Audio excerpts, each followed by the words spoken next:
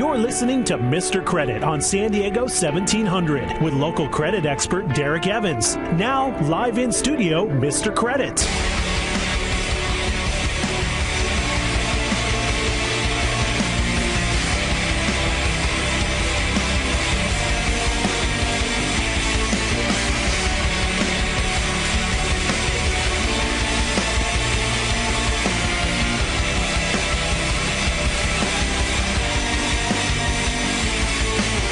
Welcome to Mr. Credit. We are live. We are local here in San Diego, Sereno Valley, bringing you the most important hour in radio, and it feels great to be back in the saddle. We're telling you everything they don't want you to know. Remember, they are the people that we don't like. That's the Wall Street gangsters.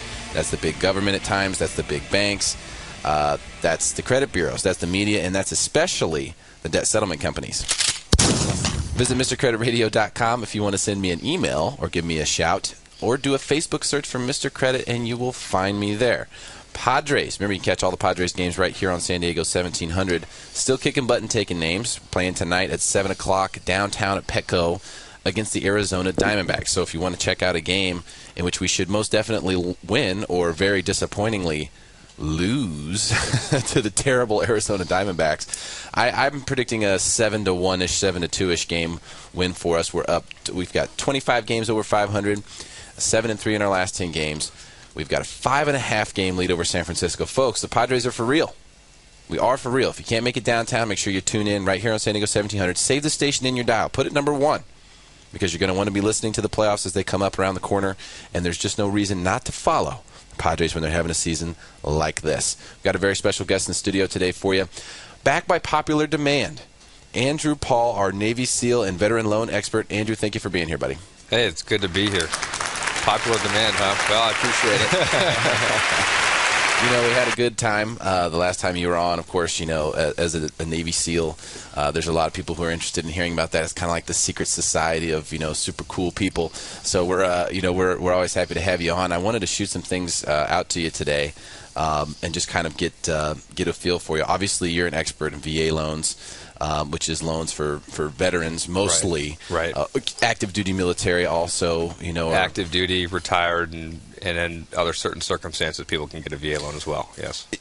Aren't some government employees eligible, like if you work at the VA hospital, if you're a Department of Defense employee and stuff like that? There are certain cases where they've earned an eligibility. In addition, obviously, a surviving spouse of a veteran has an entitlement to a VA loan until they remarry. Mm-hmm. So that's a great thing I brought up last time. You know, if you're overseas serving, you know, God forbid you pay that ultimate sacrifice, whether it's in the line of duty or whatever the case may be, your family members, you know, are going to be well taken care of. Your surviving spouse can get a VA loan, 100% financing. You can, you know, you got a house, you got a roof over your head. Yeah, you know, in fact, let's blow a quick kiss out to all of our service members who are overseas right now. I got buddies right now in Afghanistan, and or who knows where. I mean, supposedly that's where they're going, but who knows where they end up, you know. And so we gotta make sure that we remember exactly why we have the freedoms that we have here in the States. I think people just take it for granted. It's just the unfortunate thing about human nature, you know. We adapt so quickly. It's a good thing, but it's such a bad thing in cases like this. What do you think about what's going on? I mean, what give me your I want to hear what you have to say about what's happening with the military, what's going on with the war.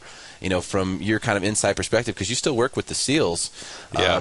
What do you think is happening? Well, I have to be a little careful, obviously, but you know, in regards to people and how I do think a lot of people in our society have quickly forgotten about what happened in September 11 and really what kind of a threat still exists out there for our country and for our national security. But some of that, the way people have forgotten, is a testament to the success that we've had. Yep. We've so quickly been able to go back to our everyday lives. Now, everyday lives has a lot of different relative meanings. I mean, things are tough in the economy right now, and things aren't all, you know, peaches and cream for everybody right now. But as far as a threat of you know, from a terrorist attack, it is the furthest thing from most people's mind. I mean, I say we need to continue to be vigilant, and that threat is ever present, growing not just from abroad but also inside our own borders. another topic I won't really go into, but you know, I don't. They stepped up the border protection recently. Yeah, I'm not even talking about that. I'm just talking about some of the. It kind of gets a little political, you know, and I don't want to necessarily go there. But the point is that the reason that it's so far from some people's minds is we've so quickly been able to adjust back to.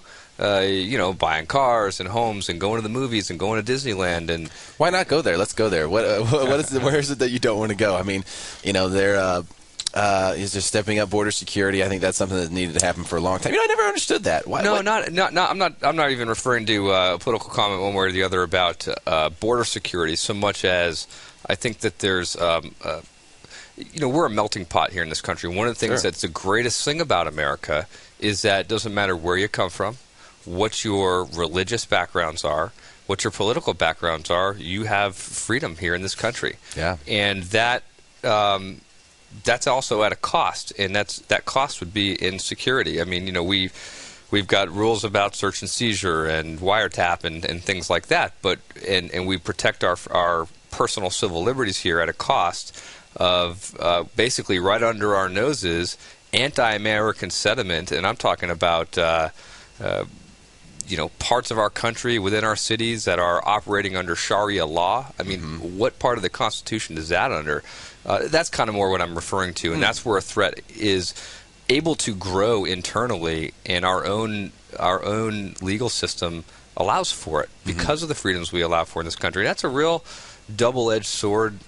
We have to be careful about squashing that, because that's an easy one to go after and say, well, we're not going to allow that to happen, but then what's next? And that's one of the things that we're real proud about here in this country is our freedom. So that's just a double-edged sword with coming. Yeah, it's pretty interesting because, you know, we enjoy all these freedoms, and you can walk down the street, you can go through some of the most dangerous, quote-unquote, parts of the country.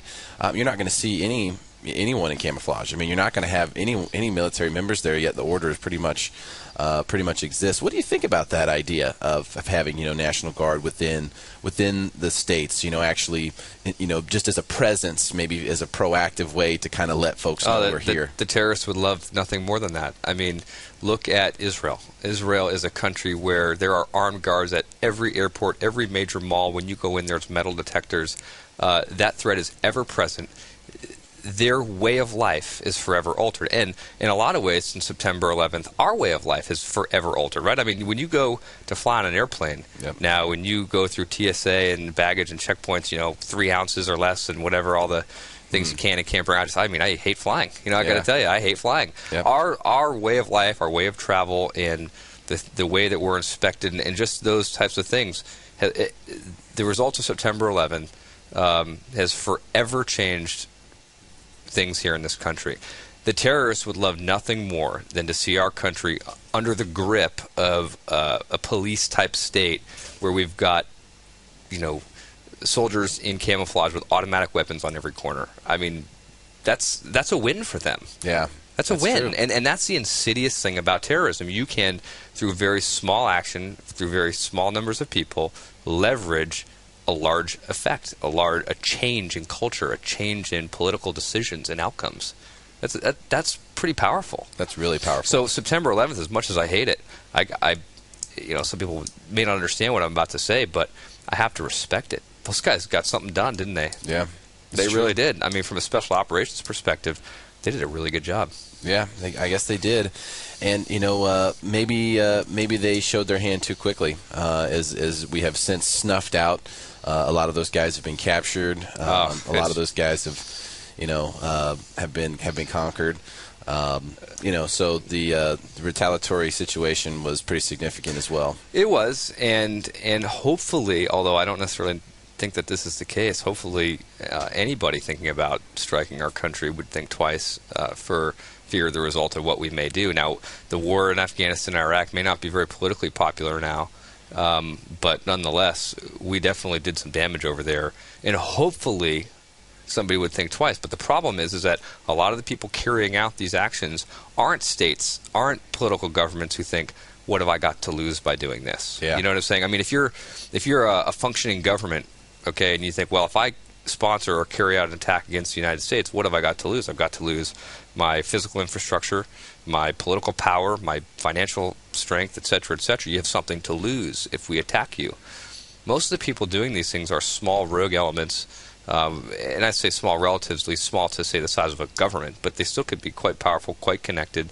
And the point is that they don't necessarily have anything to lose.